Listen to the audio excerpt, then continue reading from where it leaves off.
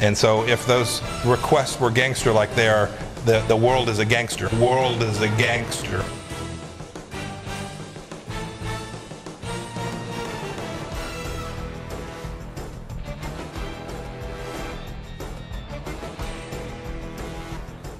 Today, we were able to reaffirm our unwavering commitment to continue strengthening of our trilateral cooperation towards the common goal of North Korea's complete, verifiable, and irreversible dismantlement of all weapons of mass destruction and ballistic missiles of all ranges.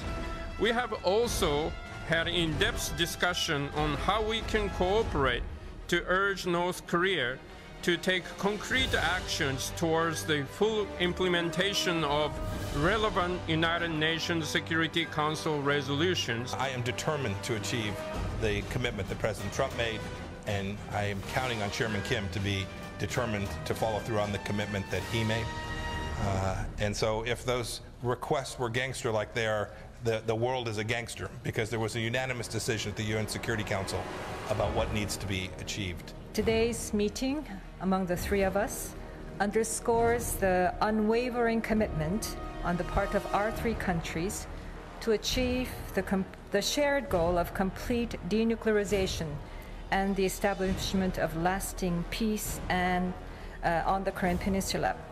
First and foremost, I would like to express my deepest gratitude and admiration to Secretary Pompeo for his tireless efforts to advance the dialogue with North Korea with a great deal of patience and deep commitment to turning this historic opportunity into reality of a nuclear-free, peaceful Korean Peninsula.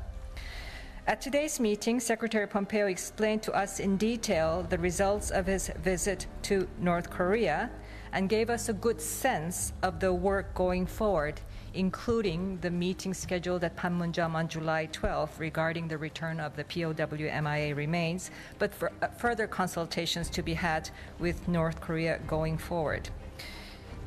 In the two rounds of the Inter-Korean summits and last month's U.S.-North Korea summit, the three leaders clearly set the direction towards our shared goal.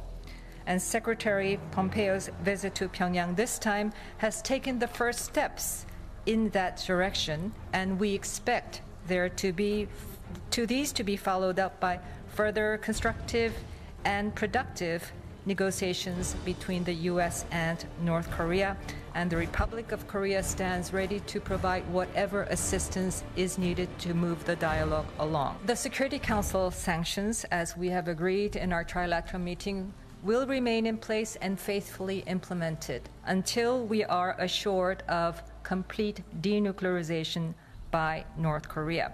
North Korea's denuclearization and provision of security guarantees and economic development that it desires must move together in our joint efforts to chart a brighter future towards lasting peace and prosperity on the Korean Peninsula and indeed beyond in this region.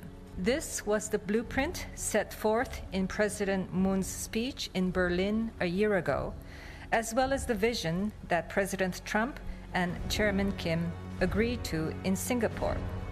And therefore, it is thus in the interest of all that we move forward expeditiously in this endeavor.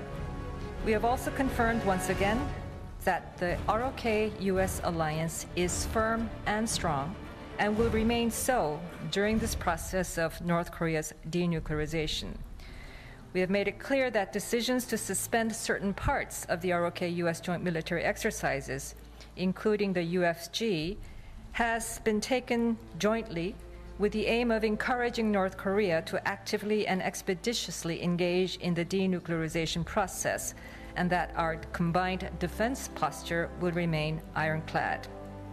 Our two countries will continue to maintain watertight coordination in any and all issues related to the ROK-US alliance.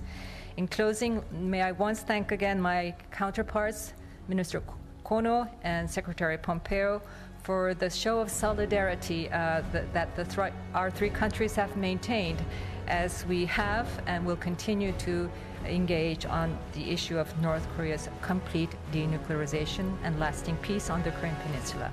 Thank you very much.